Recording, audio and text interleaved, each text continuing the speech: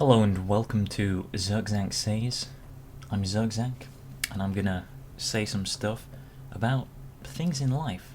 You know, despite the genuine caring advice that I got from a family member once, which was you shouldn't share details of your life online and you shouldn't express your emotional vulnerabilities.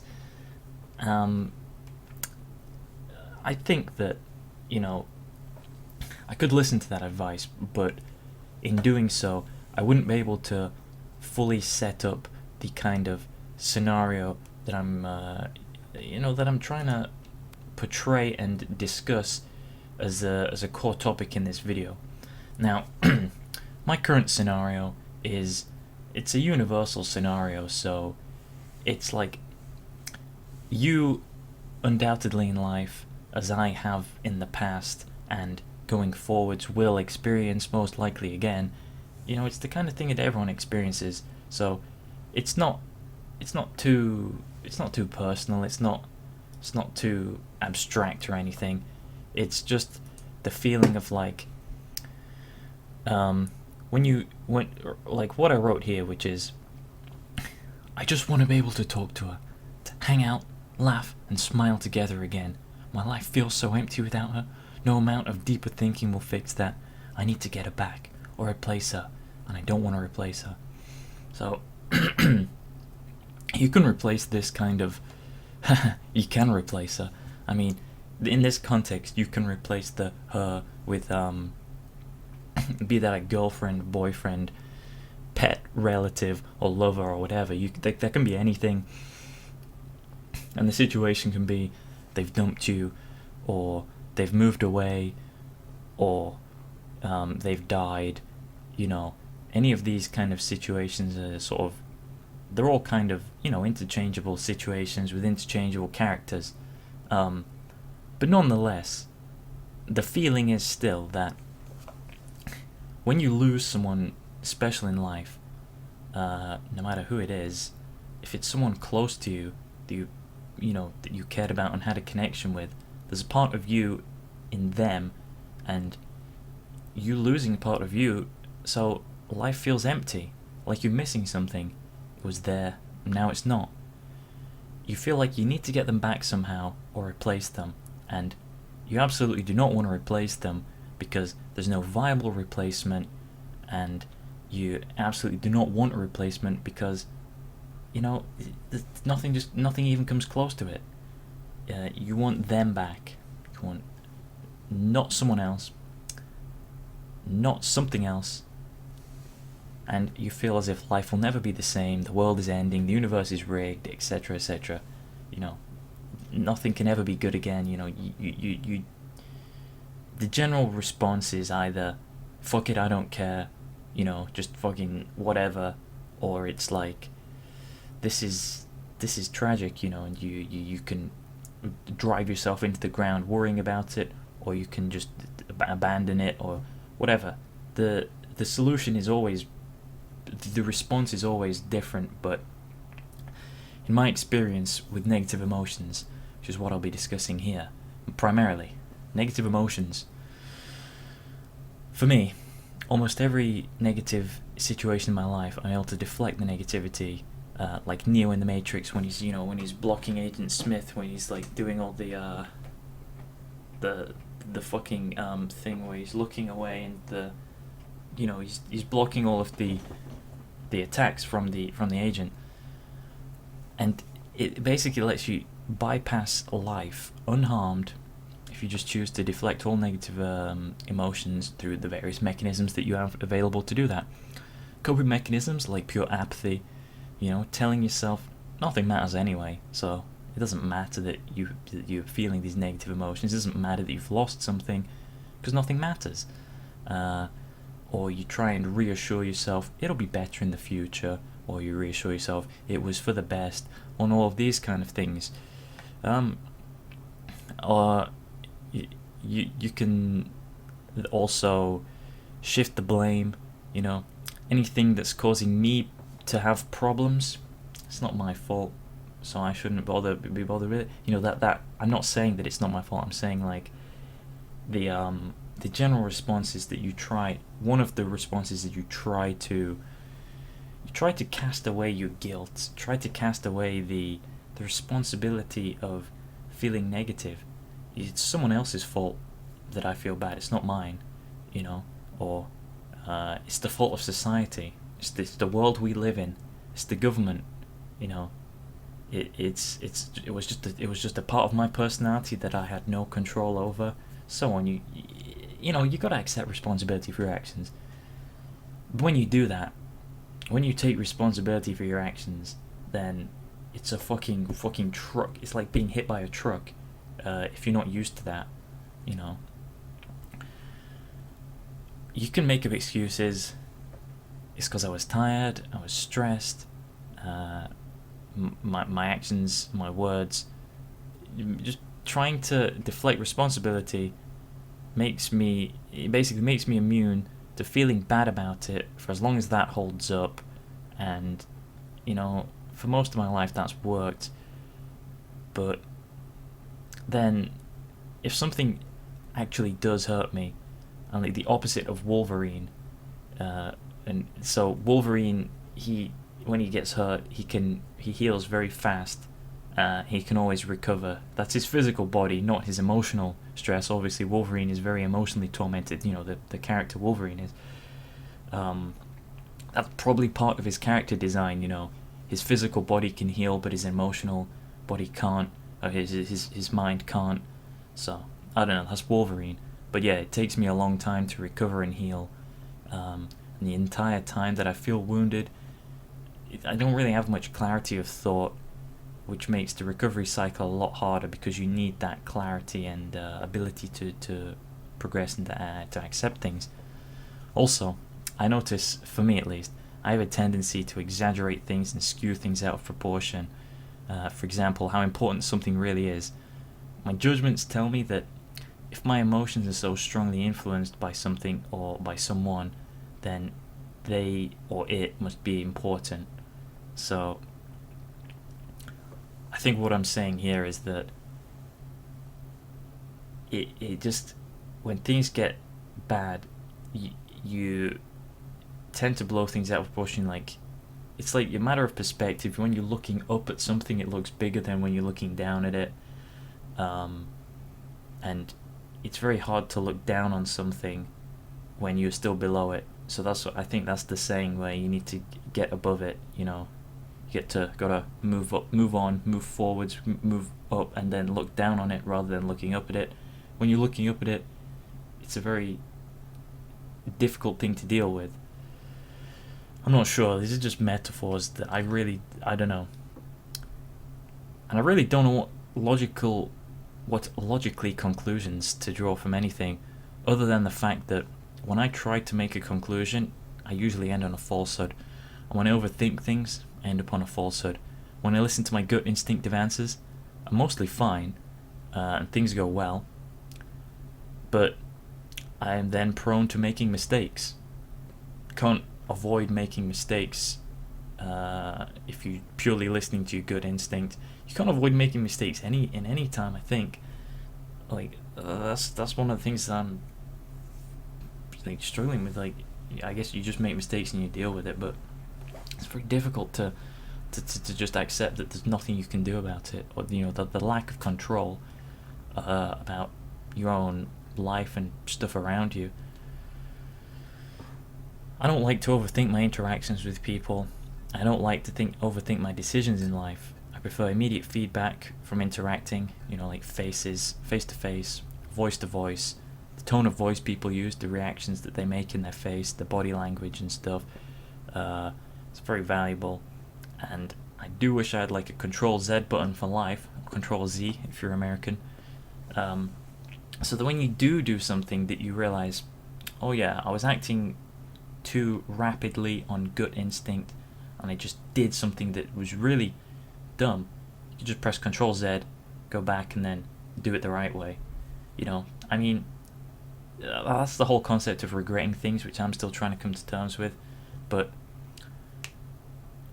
I then reach a situation where it's like a very, very deep and not deep. It's not deep at all. It's a fucking, it's surface level basic philosophy that you encounter when you're like, I don't know, like 5 years old, 7 years old, 12 years old. But it doesn't matter that it's basic, because this is what goes through on in your entire life, that you've always got this inner conflict. People say they find inner peace, and I guess that's them coming to terms with things more. But I think for me, part of me is aware that, part of me saying, people make mistakes. I can only be myself. Just gotta accept that that's the way things are. Just accept reality. But then part of me knows you should always be trying to improve, and be better than yourself. You could be you as you are, or you can be you that's better, and you get into this conflict. It's like, should I just be relaxing, being myself, and not care about trying to improve, or do I end up doubting myself and thinking that I should always be trying to improve? And then it's like, the better you wouldn't do that. Yeah, but I'm just me. I shouldn't have to be more than just me. You should strive to improve yourself, though. Well, even if you improve, it doesn't change the current situation. You still have to live with the consequences of your actions, so why bother changing at all? Well, this is because you owe it to yourself to change, for the sake of others, and for the sake of logic, for the sake of yourself as well, of course. But logic doesn't always help me, and why should I care about others to the point where I have to put effort into changing myself and not being fully me all the time? Logic can't always help you, that's right, but your sense of reason should always be able to tell you whether you're doing the right thing or the wrong thing. If you feel bad before you even do or say something, then you know you probably shouldn't do it. Listen, but isn't life about freely expressing yourself and not censoring yourself?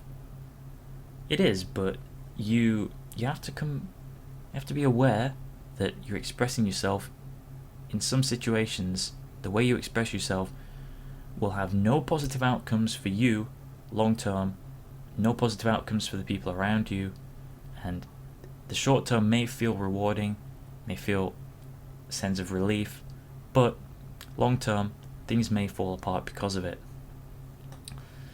But then, how can I ever know what will happen in the future, though, because I'm not psychic? Well, you should have a good sense of what bothers people to hear, what makes people feel good to hear, and be better at stopping yourself. The same in all areas of life. Know what will make you happy short term, but what could cost you later on, versus what may be difficult to do immediately, but vastly more rewarding later down the line. It's so hard to know all the time, though. You can't always do the correct thing. It's impossible. Yeah, you can't always do it. You can always do it, as long as it's an option. You can do it. You can always do the right thing. But knowing what is obviously what it is, obviously knowing what the correct thing to do always obviously requires vast insight, infinite wisdom, and flawless judgment. And you'll never have that. So the best you can do is learn how to deal with mistakes and try not to let them destroy you. But if I'm bound to make mistakes, regardless of how hard I try to avoid them, why should I try so hard to avoid them? You know why? Because less mistakes creates a more positive life, better flow, better sense of being.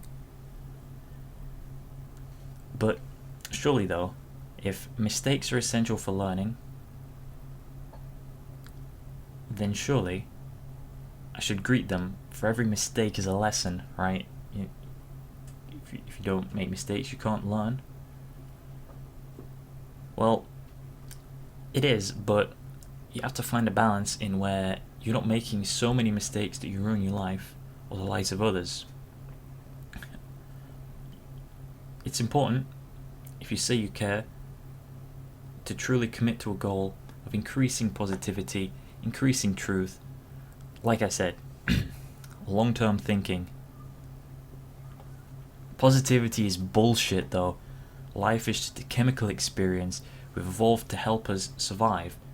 Our idea of reality and morality is just an illusion of physics and has no meaning beyond what we foolishly tell ourselves that it does. Well, fuck. I guess I better kill myself then. Or live the rest of my life in bed asleep, as nothing matters and it never will. Demise is ultimately certain, and all efforts are a waste. Now, I really don't know where to go from here because it's a big existential problem. This is a constant problem, not just what I'm having, but, you know, part of me thinks some unrefined thoughts along the lines of the following. You could just stop wallowing in this needless self-pity, look at what life is in a realistic sense, as in people, houses, society, food, everything else, and then try to say it matters because that's all you have and that's what it is. Does it feel like it matters? Do you feel it inside you? Despite logic and apathy, you must still feel like there is good enough reason to live and a good enough reason to care about how you interact with the world and the people in it. You can't just logic away your instinct and emotions as evolutionary traits that mean nothing in the perspective of the universe because you already know that it feels bad to do that and it doesn't help you. Then why does it matter what feels good and what feels bad? Why does it matter not to go above logic and why does going above logic matter? Logic and physical existence is all there is. Everything else we just want to make up and believe in because it's comforting to do that and say that we mean more than we do, because to suggest otherwise only leads to impractical desires like suicide or an empty, hollow, continuous existence. And that's the only thing. Yes, but do you want to commit suicide or live an empty and hollow existence? No, nobody wants that, and you spreading the attitude ruins the life for people who are content or people who are struggling to find contentment. You could help yourself out, let other people help you, and then help other people. If you want to die, do it quietly, but if you want to stay alive, you need to pursue positivity, truth, and progress. You need to avoid stagnation, decay, and self-destruction. But I can't just accept that there is ultimate value and meaning just for the sake of making my life better. I know everything is pointless. I know it, and it's hard to get that out of my mind. I bet that it isn't on your mind when you're having fun though. I'm sure you do have fun from time to time, and you do feel good emotions.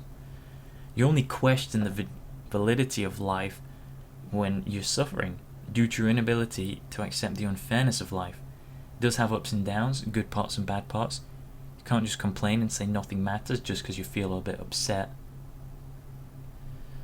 Why can't I? Because it doesn't help improve the situation. And it's clearly not what you want. You want the situation to improve. How do I improve the situation though? I don't know what to do. Just because if I did, then you're right.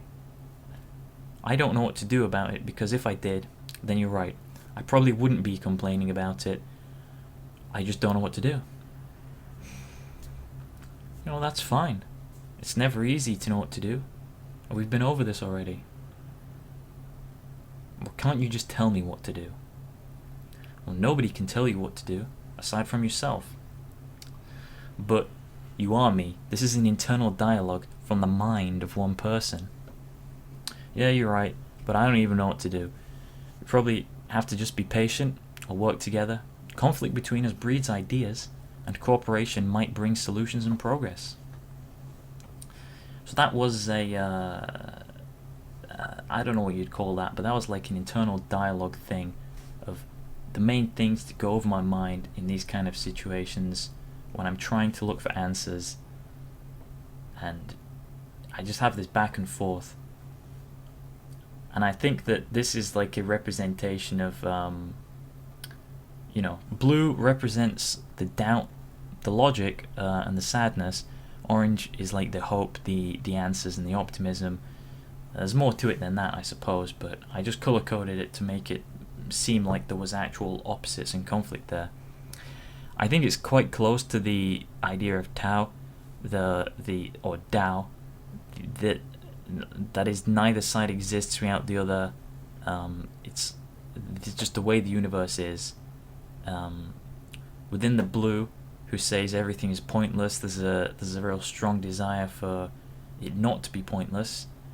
There's blue, but he wants to have orange inside him, or he wants the orange inside of him to grow, and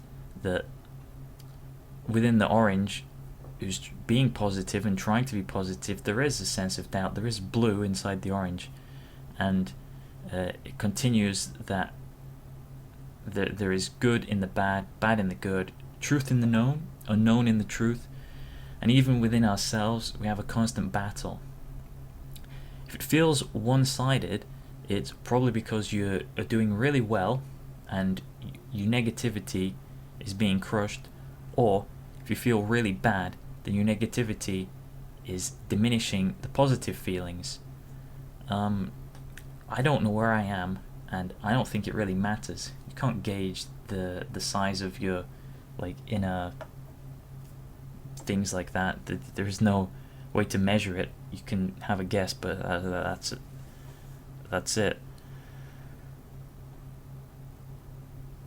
I just want to improve myself, find answers. I think that breaking down these concepts really helps with that. Trying to label everything, understand it, and break it down, is it worth it? I think it can be worth it if it brings peace of mind, clarity of thought, and a practical tool set for taking action. That's a strong desire, I think, among all people, no matter whether you're depressed or whether you're living life to the maximum. You always want to know what to do next, what course of action to take. You want guidance, or you want to be confident in what it is that you are doing, and know that what you're doing is the right thing to be doing. It's very difficult to gauge what that is until you're doing it, or until you've done it. So you can do something and you're like, oh, I shouldn't have done that. Or you do something, oh, I'm glad I did that. Or while you're in the act of something, you think, this is amazing, I don't want this to stop ever, life is great. You know what I mean? When things are good and when things are bad, but it still doesn't really help you that much with the future. And I'm not talking about different types of future, really. There's what the fucking hell?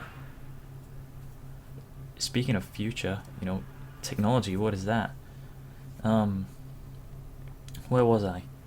I get distracted very easily because, as you might be able to tell, there's a lot on my mind. So one thing just triggers a lot of it triggers just like a landslide of things. Now I can't remember what I was saying. I was mainly just saying that in a lot of fields it's very easy to know what to do next. You're playing a game, you always know where to go next, or if you don't, you can go online and say, where do I go next? Someone will have written a guidebook, tell you where to go next, or there'll be a hint where to go next. In fields of study, there's always where to go next. Read this book next, or check this book out. But then when it comes to life, there is no guide on what to do next. When you're in a situation that requires you to be the one who tells you what to do next, and it's difficult. You have to just say, what would I do if I was the best version of me looking after me, wanting the best of me, if I was someone looking after me and trying to improve myself externally, what course of action would I tell myself to take? I don't know.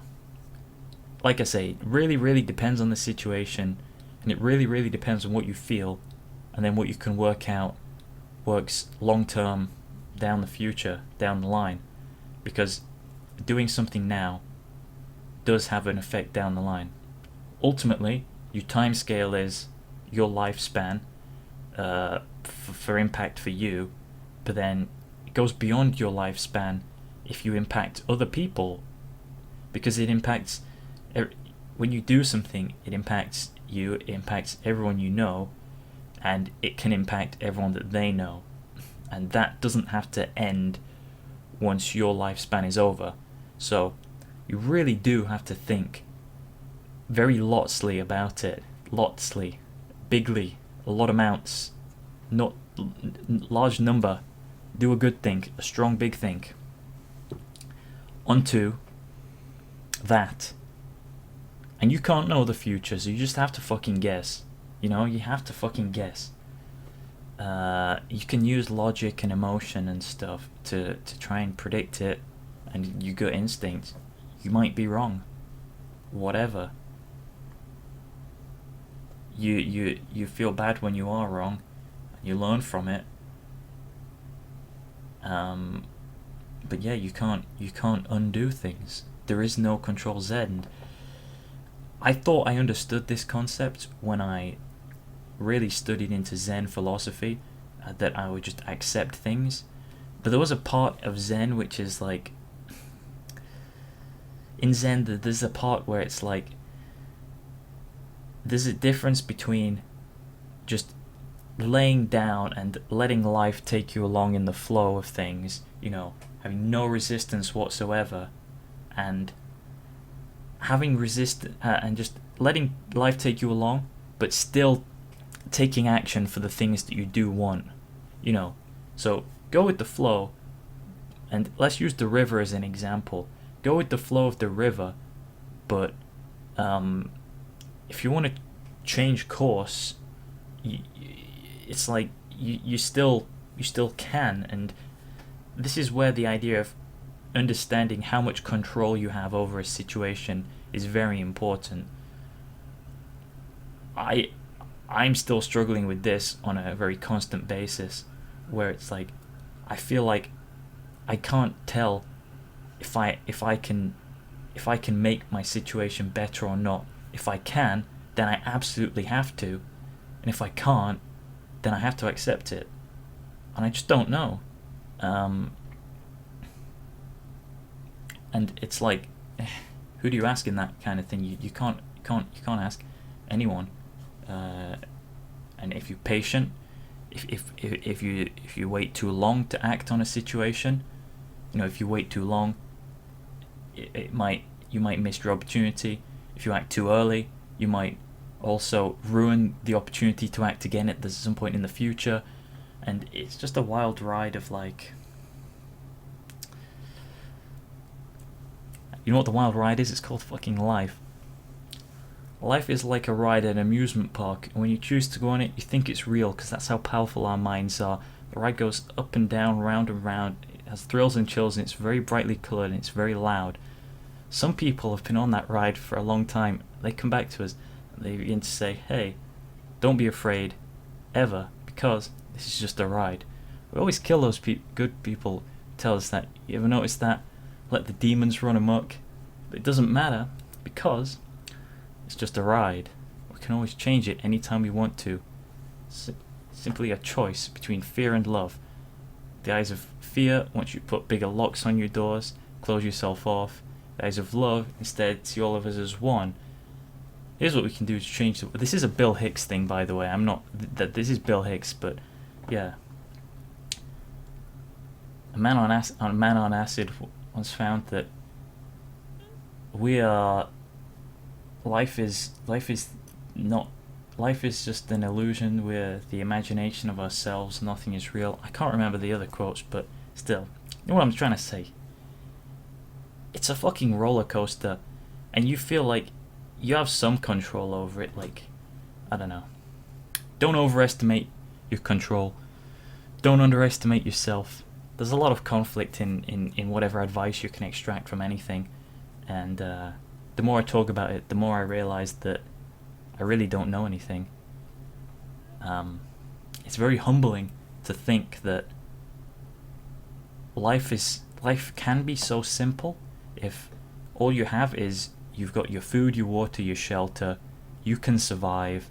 You can produce offspring. You can do the instinctive stuff that your human being body has evolved to do. Your animal instincts. You can do all of that. Then you go beyond that, because for what purpose does the brain have to do that? I mean, it makes sense if you look at it from like lots of evolutionary perspectives, that people who think like not just in the moment of I'm hungry, me eat food, me horny, me fuck for sex, me thirsty, me drink, me bored, me set fire to forest. I could just keep going on, like those are like simplistic animalistic responses.